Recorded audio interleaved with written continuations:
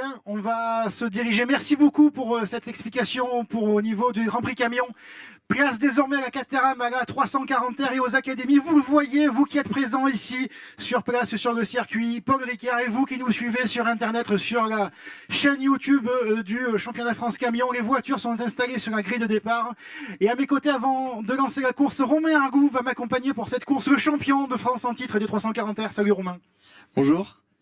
Voilà, la grille de départ avec Luca Michel, le champion de France Académie, qui est passé en 340R, qui va être sur la première ligne aux côtés de Kimi Duron, le pilote de la voiture du CDF Racing. Et la troisième ligne, quelqu'un que vous connaissez bien, Romain, c'est Anthony Guibaudot avec la numéro 19, un des locaux de l'étape.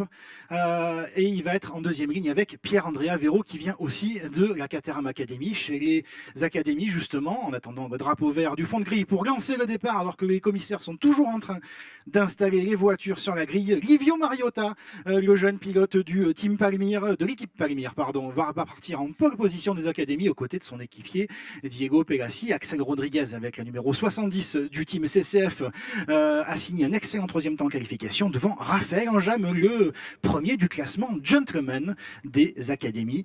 39 voitures en piste ici. Il va y avoir quelqu'un qui va manquer, c'est un de vos équipiers de l'équipe Palmyre qui va manquer pour la course. En effet, Anthony Meunier ne va pas pouvoir prendre le départ suite à un accident lors de la première qualification. Donc on espère qu'il va se rétablir correctement et qu'on le retrouvera dès le prochain meeting. Ouais, évidemment, ouais, c'est un habitué de la Caterham depuis maintenant 3 saisons, Anthony, et on sera ravis de le voir rapidement en piste. Ça y est, j'ai l'impression que les voitures sont installées sur la grille de départ. On va attendre le signal du drapeau vert que vous allez voir au fond de l'écran. Et une fois que le drapeau vert va être agité, vous allez voir la procédure de départ avec 5 feux qui vont s'allumer avant de s'éteindre. Et ce fameux rendez-vous au premier virage, comme dit Julien Febvreau, ce rendez-vous qui va avoir lieu au S de la Verrerie, un virage qui va peut-être être source à animation, je crois, Romain.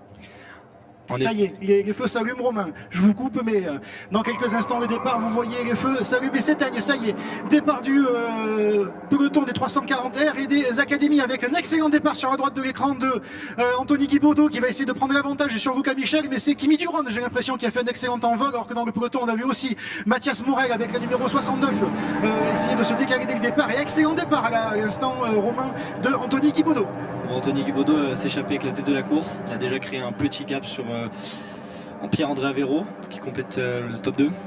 Et on a un message de la direction de course avec un départ sous enquête, effectivement, peut-être des départs anticipés pour certains, alors que Pierre-Andrea Véro a réussi à prendre l'avantage sur son équipier de l'équipe Rossel, Luca Michel. Et ça y est, on arrive dans la partie un peu technique de ce circuit, le circuit Paul Ricard. Ce n'est pas que des lignes droites, Romain.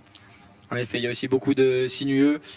Beaucoup de gros freinages où il faut être vraiment attentif et vraiment pas faire d'erreur parce qu'il y a une grosse tendance à bloquer les roues et à se retrouver dans des positions un peu difficiles. Chez les académies, Livio Mariota a gardé son avantage face à Diego Pelassi, alors qu'on voit les voitures, ça y est, entamer la grande ligne droite du Mistral. Il y aura cette coupure, cette cassure avec la chicane nord, et là on va assister peut-être à un très très gros freinage. Là c'est un des points importants de ce premier tour, Romain. Ouais, en effet, beaucoup de voitures peuvent plonger, se retrouver. On voit que Anthony Guibaudot a fait déjà un très grand écart avec ses autres concurrents. Ah oui, il a pris un sacré avantage, et derrière c'est son équipier aussi de l'équipe Palmyre qui en a profité, Achille Leroy avec la voiture numéro 15 qui a profité de ce cafouillage pour prendre la deuxième place. Regardez l'écart important de Anthony Guibaudot, déjà il a presque plus d'une seconde d'avance sur le reste du peloton. C'est un excellent premier tour pour le pilote du Var. Alors que ça y est, les voitures enchaînent le virage du Mistral. Alors, on a toujours une bagarre là, entre les deux pilotes Palmyre au niveau de leadership en académie. Et derrière, on a Raphaël Anjam qui a peut-être perdu quelques places. Et là, il partait quatrième sur la grille de départ.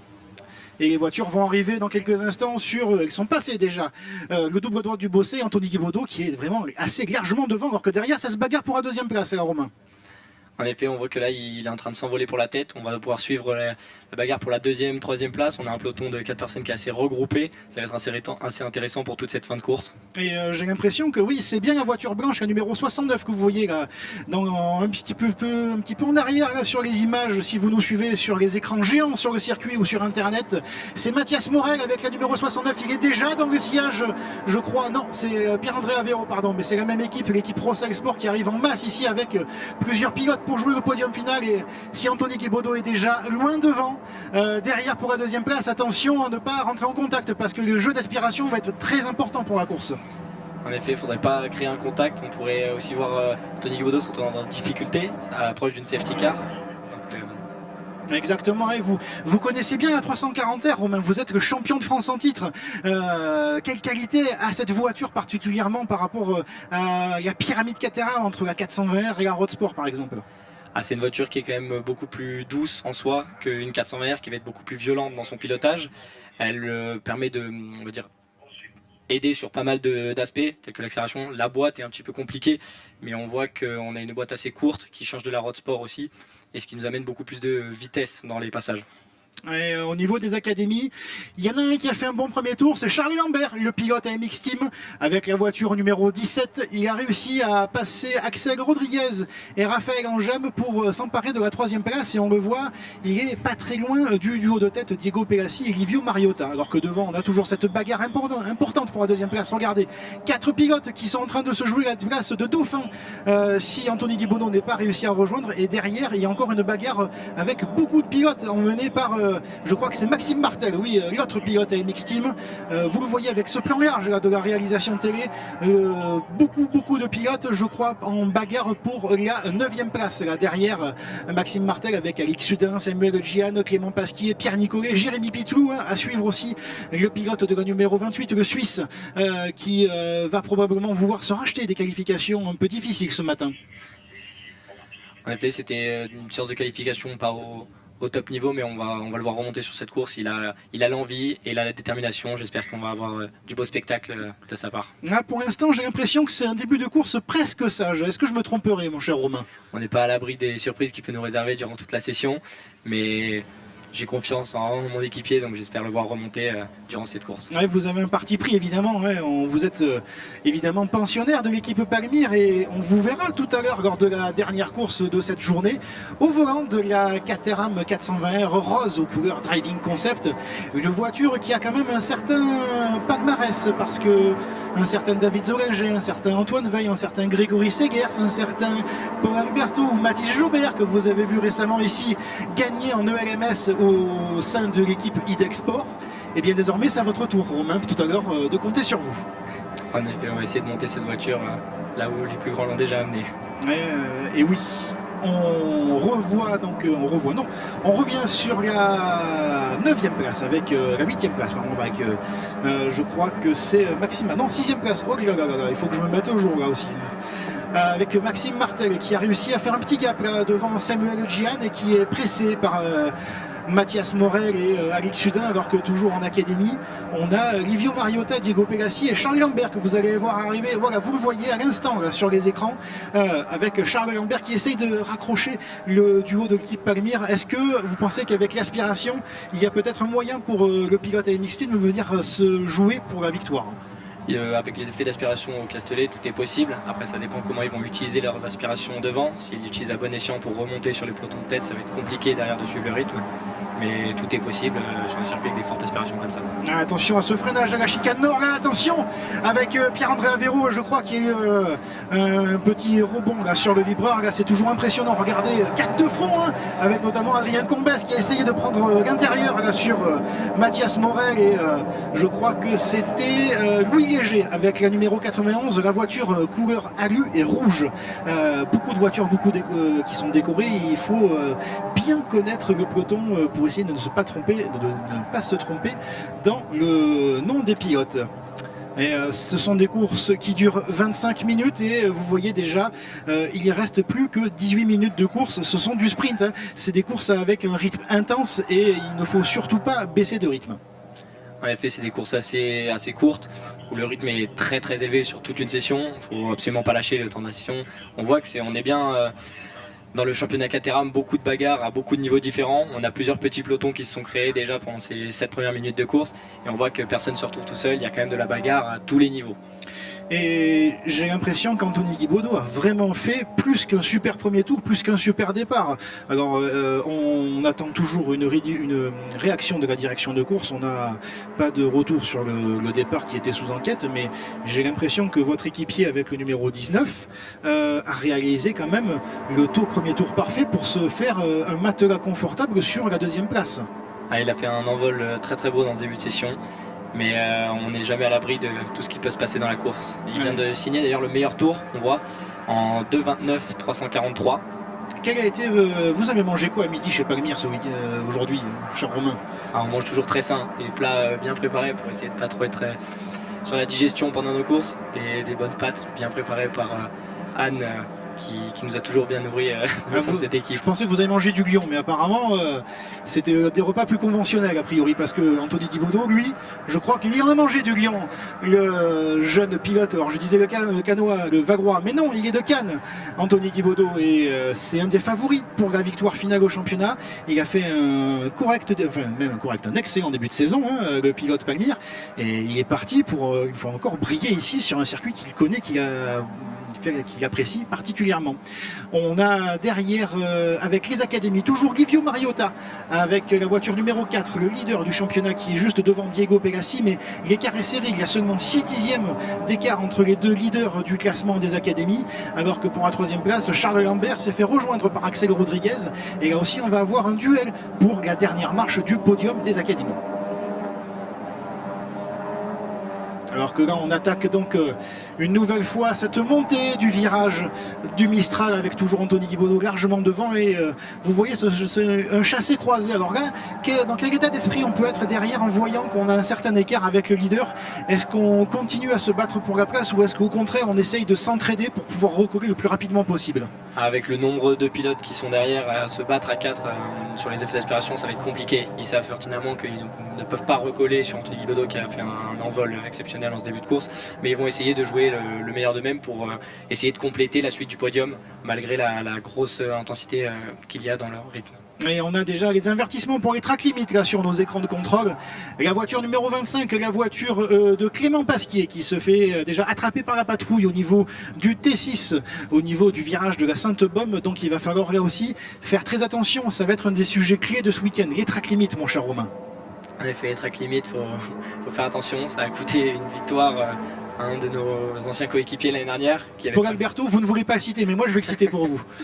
Paul Alberto qui avait fait une course magnifique, un envol digne de ce qu'Anthony Guibaudot est en train de nous faire ce week-end, et qui s'est saboté tout seul à cause de ses track limites. Ça c'est vous qui le dites.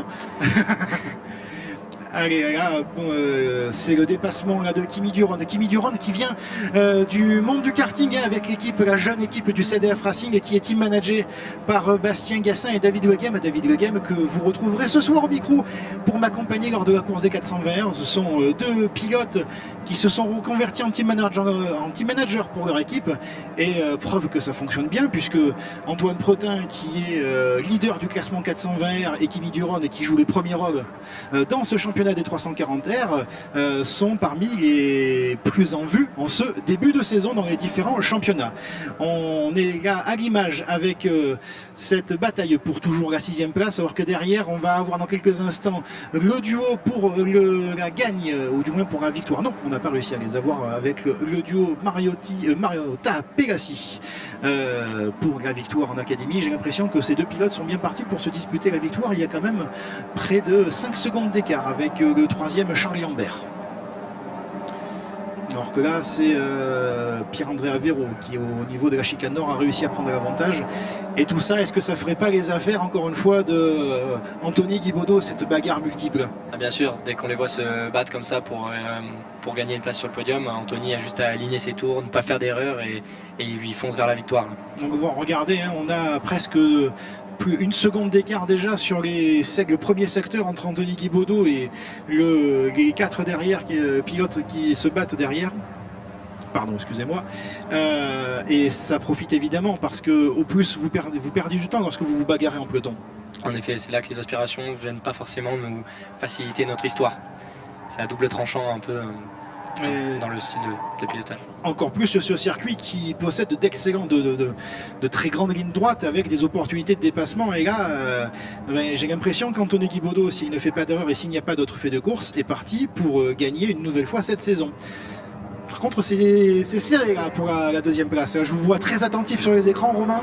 Et vous le voyez, hein, il n'y a pas de carrosserie. On arrive à voir l'effort du pilote. Hein. Pour rappel, ce sont des véhicules qui n'ont pas d'aide. Il n'y a pas d'assistance au pilotage. Il n'y a pas d'aide au freinage. Toute la différence se fait entre le pédalier et le fauteuil. Vous m'expliquiez tout à l'heure, Romain hors antenne, mais c'est vraiment tout un art de travailler vraiment le pilotage aussi délicat avec ces voitures. En effet, c'est des voitures qui possèdent aucune aide. On a vraiment un gros travail à faire sur le pilotage. Et on voit que là, c'est pour ça qu'on a des courses aussi serrées, où il y a autant de bagarres, parce qu'on a moins d'écart de voitures, de moteurs, qu'on pourrait se prendre dans d'autres championnats. Là, c'est vraiment une bagarre de course, comme on aime les voir sur des championnats. Ouais, exactement. Et à moins de 12 minutes du drapeau à damier. Donc toujours Anthony Guibaudot en tête devant, pour l'instant, Kimi Durand, Pierre-André Avero, Luca Michel, Achille Leroy et Samuel Gian. Et chez les académies, Livio Mariota est en tête devant Diego Pegassi. Et ensuite, on retrouve Charles Lambert, Axel Rodriguez, Raphaël Anjam et Pierre Duchin. Alors qu'on a l'impression que Jean-Paul Balan, avec la 340R numéro 29, a perdu quelques places. On voit un peu descendre au niveau du classement. Oui, ouais, il y a peut-être un problème aussi pour Pierre Duchin qui a perdu une place, mais après, encore une fois, c'est un circuit où il y a beaucoup de jeux d'aspiration avec beaucoup de dépassements. Vous pouvez le voir avec cette magnifique bagarre pour la deuxième place, et pour l'instant, qui se déroule dans un cadre viril mais correct. Ouais, ça ne s'attaque pas là pour l'instant. Est-ce que peut-être ces pilotes se sentiraient déjà résignés pour la victoire, mon cher Romain? On voit qu'à chaque tour, Anto remet encore un gap sur ses concurrents. On voit que là, ça doit se compliquer pour eux, mais ils sont dans une bagarre assez intense. Donc je pense qu'ils se soucient même plus de son cas. Ils sont occupés sur... Il est déjà focus sur... il reste focus sur sa course, évidemment, mais je pense que ça doit le soulager d'avoir un souci en moins à gérer. C'est sûr que c'est des courses beaucoup plus reposantes. De pouvoir enchaîner ses tours tranquillement devant. Alors qu'on a toujours Livio Mariota qui améliore encore, 40 points à 655, son meilleur premier secteur, le jeune pilote des académies. Qu'est-ce que vous pouvez nous dire de vos équipiers justement qui roulent en académie? Est-ce que vous leur donnez un conseil? Vous êtes également passé par l'académie. Quel conseil vous pouvez donner à ces jeunes pilotes qui veulent faire carrière après? Les choses que j'ai pu retenir, en tout cas de mon enseignement, c'est qu'on va tous avoir des moments très forts et des moments moins forts aussi dans nos saisons. Il faut apprendre à se relever, toujours aller voir de l'avant et pas laisser le passé nous retenir. Faut vraiment, on est en Caterham, on n'est pas au championnat du monde, donc il faut vraiment acquérir ça comme de l'expérience et de la bonne pratique. Voilà. Il faut juste garder un bon souvenir, passer un bon moment et rouler pour son plaisir. C'est vraiment les choses que j'ai retenues de mon enseignement. Exactement. On attaque les 10 dernières minutes de course avec toujours cette bagarre pour la deuxième place. Et j'ai l'impression qu'Achille Leroy a un petit peu réduit de rythme. Est-ce que c'est peut-être pour refroidir ses pneus, son moteur? Achille Leroy avait un problème de chauffe sur la voiture déjà tout au long du week-end. Est-ce qu'on pourrait savoir que ça refait surface? On ne pourra pas le savoir tant qu'on n'aura pas pu le recroiser dans les paddocks. J'allais dire, est-ce qu'il y a un côté stratégique aussi, de laisser les copains s'épuiser à la bagarre pour pouvoir en profiter au dernier moment? En effet, si c'est ce qu'il entreprend, c'est une très bonne stratégie. Il sait ce qu'il doit faire. Vous voyez que vous pouvez commencer le tour premier dans cette bagarre. Et je vous coupe, mais j'ai l'impression que Livio Mariota a perdu des places là. Il s'est fait passer à l'instant par Diego Pegassi. Changement de leader dans la catégorie des Caterham Academy avec Diego Pegassi, le pilote monégasque de la voiture numéro 126 de l'équipe Palmire, qui vient de prendre les commandes face à Livio Mariota. Il y a peut-être eu une incompréhension ou un souci, on le voit au niveau des chronos. Il y a une seconde d'écart entre les deux pilotes sur le deuxième secteur. Il s'est peut-être passé quelque chose lors du tour précédent, alors qu'on a un avertissement pour la numéro 5. C'est la voiture de Didier Solania de l'équipe Rosac Sport qui a encore un avertissement pour les track limits. Et toujours cette bagarre. Là, cette fois-ci, c'est Adrien Combes qui a pris l'avantage sur la bagarre du reste du peloton pour les places d'honneur. Je crois que c'est pour la 6e place, je crois, oui.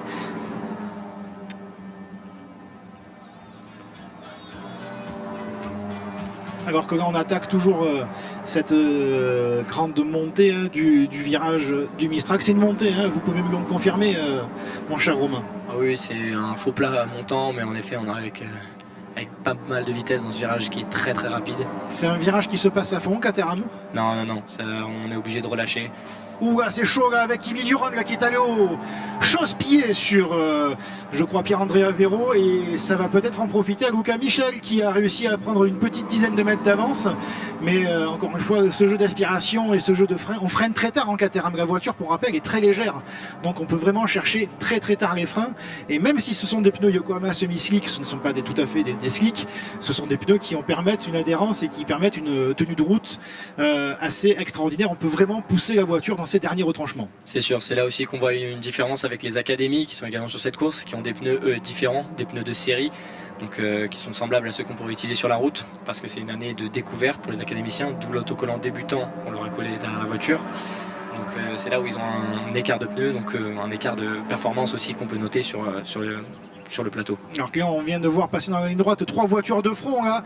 Je pense qu'au niveau du virage du S de la Verrerie, ça va être impressionnant à voir. Peut-être que la réalisation va se focaliser peut-être derrière. Non, on reste sur la bagarre pour la deuxième place, mais pour la sixième place, pardon. Là aussi, il y a vraiment un très très gros enjeu avec pas loin de 10 pilotes qui sont en train de lutter pour cette place de sixième. Hein. C'est sûr, on voit que ça reste quand même une bagarre très très propre, parce que les pilotes n'ont pas fait d'erreur pour le moment, ça reste très collé, mais très intelligent dans leur bagarre de course.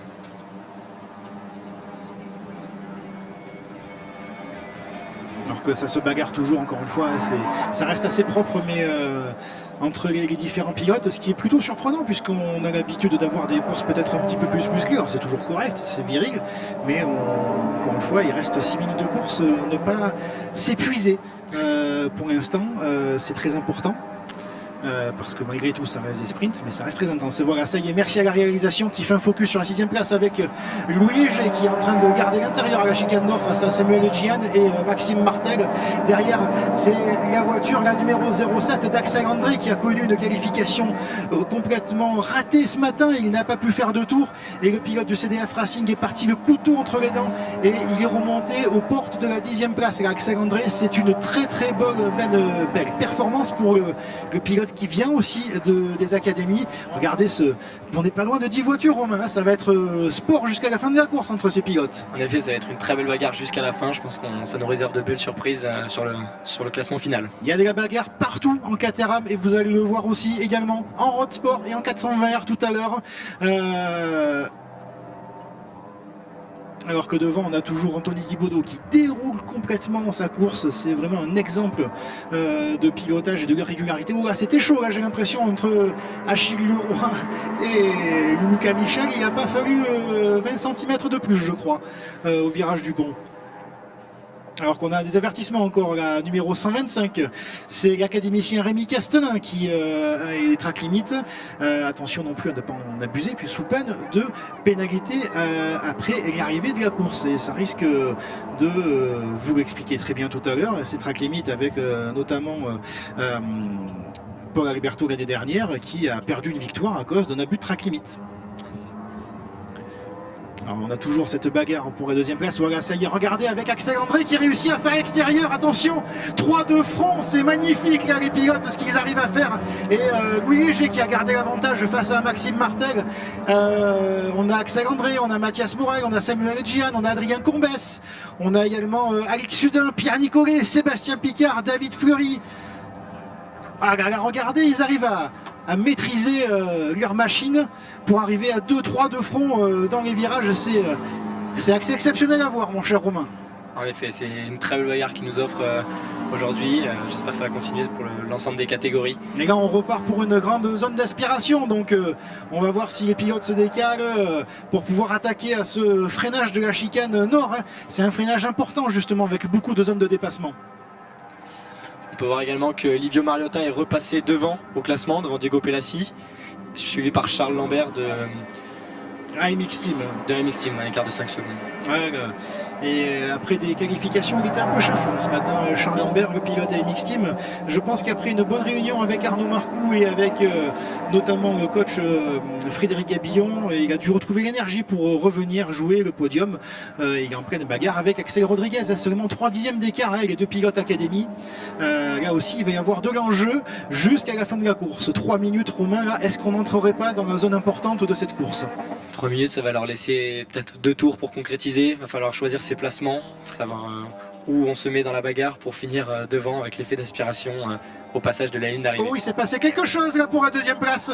On a perdu Pierre-André Avero. Il s'est passé quelque chose. On a Luca Michel, on a Kimi Duron, on a Achille Leroy et on est en train de perdre Pierre-André Avero. Qu'est-ce qui s'est passé? Est-ce que le pilote a connu un souci mécanique? Est-ce qu'il est sorti de la piste? Est-ce qu'il a fait un tête à queue? On n'a pas d'avertissement, on n'a pas de note de la direction de course, mais on a perdu. Oui, on a un pilote là, je crois que c'est Maxime Martel qui est parti à la faute et on a Pierre-André Avero qui est passé dans la voie des stands là, il est en train de rentrer. Aïe aïe aïe, on a un souci, on a drapeau jaune dans le secteur 3 là, Romain. Il va falloir évidemment réduire fortement le rythme, ne plus dépasser et on va attendre les messages de la direction de course. Mais par contre pour Pierre-André Avero, ça va être compliqué. Le pilote Rossel Sport est rentré dans la voie des stands. Alors que les commissaires sont en train d'intervenir sur l'incident. Apparemment ce serait la numéro 8, hein. Ce serait Maxime Martel qui aurait un incident. Après, à savoir s'il a eu un souci seul ou avec l'aide d'un concurrent, on ne sait pas. On reste focalisé sur la deuxième place avec toujours Luca Michel qui a accompagné de Kimi Duron a réalisé, a creusé l'écart sur, je crois, Achille Leroy. Mais est-ce qu'Achille Leroy n'aurait pas encore un souci aussi? Parce qu'on le voit quand même avec beaucoup de différences de vitesse. Heureusement que le circuit du Castellet est un circuit en fait avec beaucoup de dégagement assez large, que si jamais on a un problème sur les voitures, ça reste assez sécuritaire pour tout le monde car il y a beaucoup de dégagement. Alors qu'on arrive dans la dernière minute de la course, hein, on est toujours sous ce régime de drapeau jaune dans le secteur 3.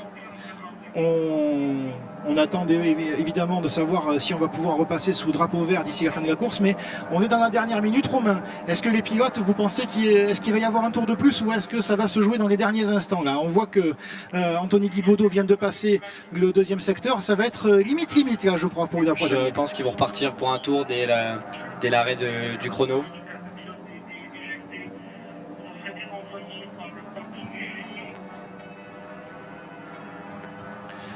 On va voir si la course va être arrêtée là ou s'il va y avoir un tour de plus. On est toujours avec la deuxième place avec Kimi Duron qui a toujours cet avantage sur Luca Michel. La deuxième place va se jouer entre les deux jeunes pilotes, le champion Académie sortant et le jeune pilote aux dents longues du CDF Racing, alors que pour les Académies, Livio Mariota est toujours en tête et on part pour un dernier tour. On est dans le dernier tour, il va y avoir encore un tour alors qu'on a déjà Anthony Guibaudot qui a réussi à prendre un tour sur un des concurrents. Je crois que c'est Kevin Massard, jeune pilote Académie, qui a la particularité de venir par la route. L'Académie, c'est une voiture de route. On peut venir par la route, rouler en compétition et repartir par la route.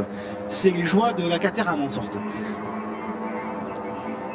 Alors qu'on est toujours, on est passé sous drapeau vert, ça y est, la voiture a été évacuée par les commissaires avec encore une fois une excellente intervention des commissaires sur le circuit Paul Ricard. On l'a assez noté ce matin avec notamment Méline Kunz qui nous a accompagnés lors des séances qualificatives et qui a plus... Oh, il y a contact là, oui, contact entre Luca Michel et Kimi Duron. Là, attention au radiateur, notamment pour le pilote Rossel Sport, parce qu'on a vu l'aile du pilote CDF voler. Le contact, s'il a été une touchette, ce sont quand même des voitures avec un petit peu de la fragilité et attention à ce qu'ils ne possèdent pas de soucis, notamment avec cette chaleur qui est quand même de plus en plus présente sur le circuit romain.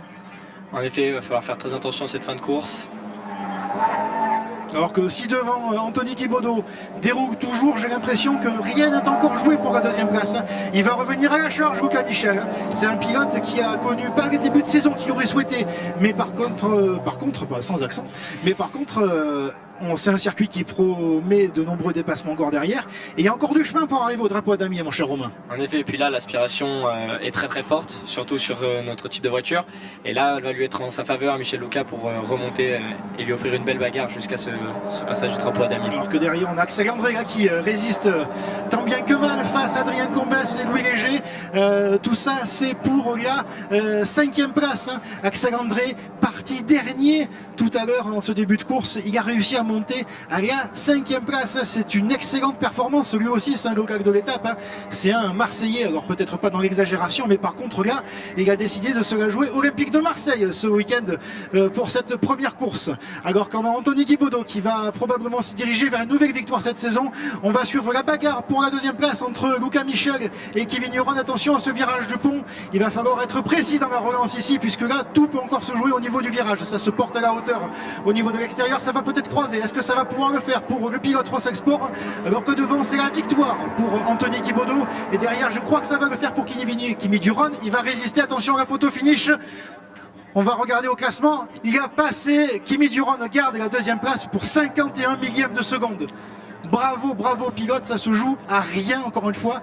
Ça me rappelle une course au Mugello il y a quelques semaines, mon cher Romain, où tout s'est joué sur rien du tout au niveau des chronos. Alors que là, on a la bagarre pour la 5e place avec l'attaque notamment de Sébastien Picard avec la numéro 55 qui pique au freinage à l'X-Sudin, mais il se fait recroiser derrière par le jeune pilote Rossexport. Mais attention, il y a un souci pour la voiture d'Alix-Sudin et il doit céder la place à Sébastien Picard. Le classement avec Anthony Guibaudot qui termine en tête devant Kimi Duron, Luca Michel, et Adrien Combès. Et on va attendre l'arrivée des académies avec Livio Mariota, actuellement 20e au classement général et qui se dirige vers sa première victoire ici ce week-end sur le circuit Paul Ricard. Le jeune pilote Pelmir, on va attendre de voir s'il va passer devant son équipier au classement.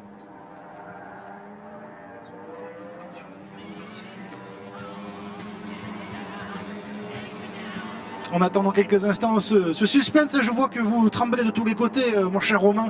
Je sais, c'est votre équipier. Ça va se jouer entre équipiers, entre Livio Mariota et Diego Pelassi pour la victoire en académie. Et ça y est, il est passé. Livio Mariota garde l'avantage. Victoire pour Livio Mariota en Caterham Academy devant Diego Pelassi. Et on va voir entre Charles Lambert et Axel Rodriguez lequel des deux pilotes va passer la ligne en dernière place du podium. C'est fait pour Axel Rodriguez. Il a passé sur le fil, Axel Rodriguez.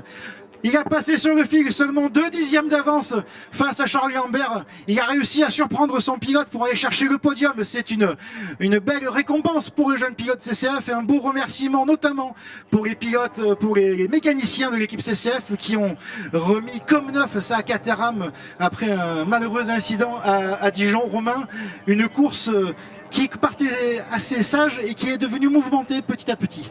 En effet, à Dijon, on a vu des courses très mouvementées, que ce soit dans toutes les catégories. C'était des circuits forts en aspiration. On a vraiment ressenti des grosses bagarres à un grand nombre de voitures.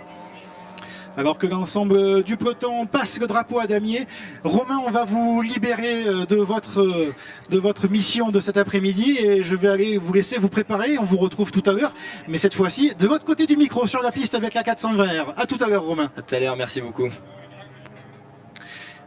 Et on va faire un dernier point sur la piste et sur le classement avec Anthony Guibaudot, Kimi Duron, Luca Michel, Adrien Combès, Louis Léger, Axel André, Mathias Morel, Pierre Nicolet, Sébastien Picard et Alix Sudin pour le top 10 des Caterham 340R. Alors qu'on va aller au highlight de cette course et enfin victoire pour Livio Mariota, Diego Pelassi et podium complété par Axel Rodriguez pour les académies. Et je vous retrouve dans quelques instants pour le podium.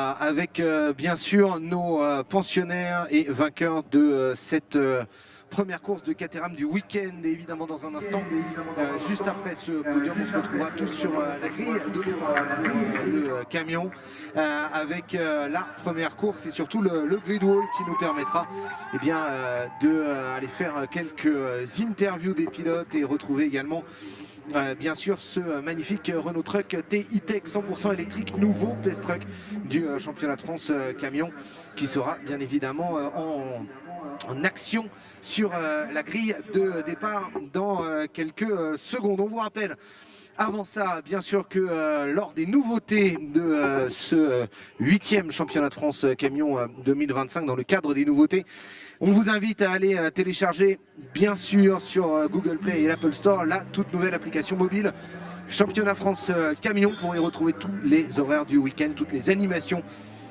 prévues avec les différents lieux où elles se passent dans l'enceinte du circuit, les informations pratiques, la liste des exposants et puis surtout de retrouver également le player de la production télé en direct qui vous permet de suivre de n'importe où sur le circuit mais également de n'importe où en France du reste l'action en piste de ce 26e Grand Prix camion du Castellet, un Prod Télé qui nous montre des belles images d'ailleurs de l'arrivée des Caterham au bas du podium sur lequel je pense on va retrouver dans quelques secondes notre Quentin national. Est-ce que vous êtes là, Quentin, et prêt pour le podium?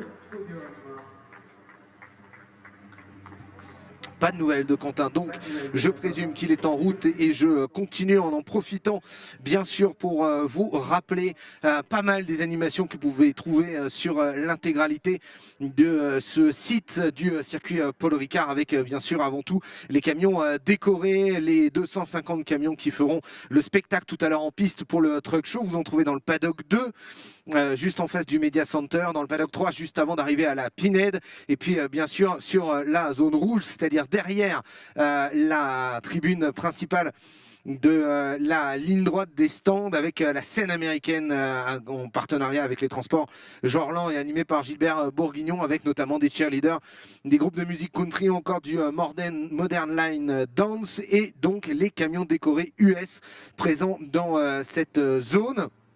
Et puis on vous rappellera également que pour les enfants, mais alors pas maintenant parce qu'évidemment il y a podium et puis surtout après nous avons la première course du championnat de France camion, mais on vous rappelle la zone animation enfant au niveau de la Pinhead avec du maquillage, de la pétanque, du photobooth, les gendarmes de Saint-Tropez présents avec leur Méhari.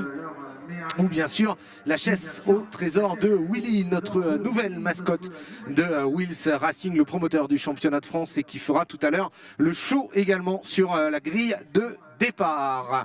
Allez, on a retrouvé Quentin. Quentin, je vous laisse la parole. Pardon, excusez-moi. Merci beaucoup mon cher Manu. Et dans quelques instants, nous allons passer au podium des courses Académie et 340R. Messieurs les pilotes, vous êtes conviés à venir vous présenter au podium. Messieurs les pilotes, et on va commencer la cérémonie des podiums avec la Caterham Academy.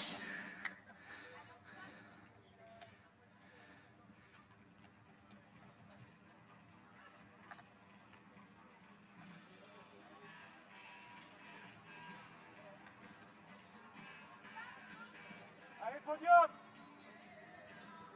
Énervez un peu, allez!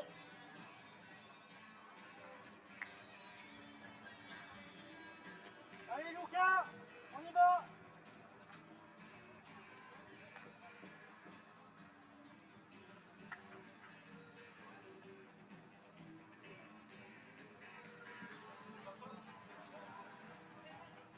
Ça va?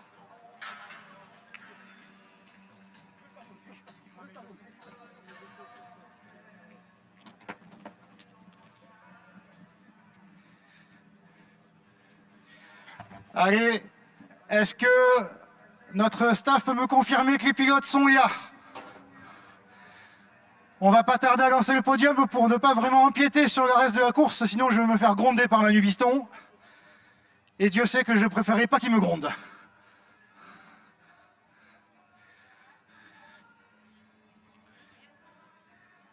Non, c'est bon, vas-y.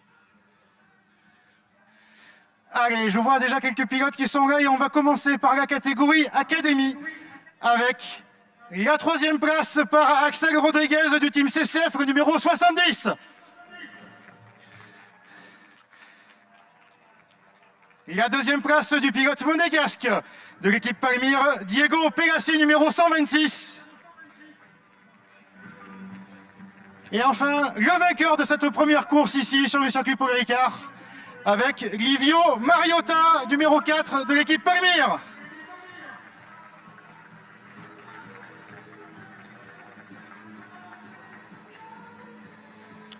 Et la remise des trophées par le jeune homme, par Simon, qu'on peut applaudir. Et la 3e place par Axel Rodriguez, qui a réussi à prendre dans les derniers instants cette place sur la boîte. Diego Pelassi, 2e de cette course. Et enfin, le vainqueur, Livio Mariota. Et dans quelques instants, la Marseillaise.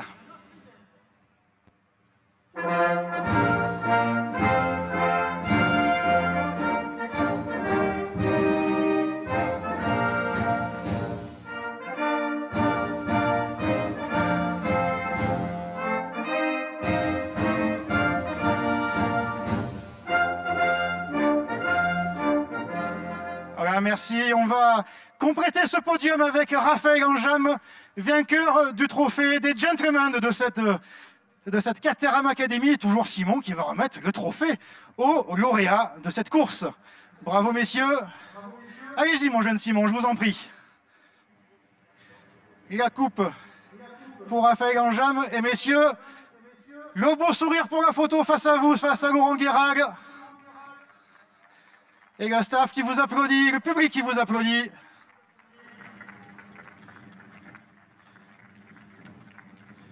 Et on va passer désormais au podium des 340 R. Merci messieurs. 340 R, une course absolument splendide et spectaculaire jusqu'au bout. Et à la 3e place, le pilote numéro 1 de l'équipe d'Eurosal Sport, Luca Michel, le champion Académie 2024, à la 3e place. À la 2e place, Kimi Duron du CDF Racing, le numéro 62. Et enfin, le grand vainqueur, avec brio, il aura mené cette course dès le premier virage, le numéro 19 de l'équipe Palmyre, Anthony Guibourdeau. Et la remise des trophées toujours par Simon, avec la 3e place pour Luca Michel. La 2e place du pilote du CDF Racing, Kimi Duron. Et le trophée de vainqueur pour le talentueux Anthony Guibourdeau. Et tout de suite, la Marseillaise, messieurs, dames.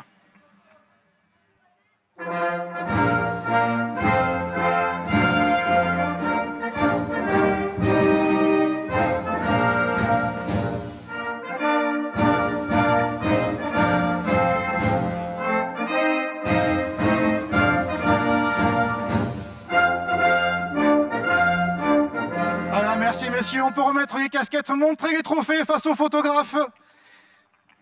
On fait un beau sourire toujours. Eh oui, désolé mon cher Luca, il faut mettre la casquette. Et on va tout de suite passer la main à mon ami qui est en régie pour la suite de ce programme. C'est à vous Manu Biston pour la suite, merci beaucoup.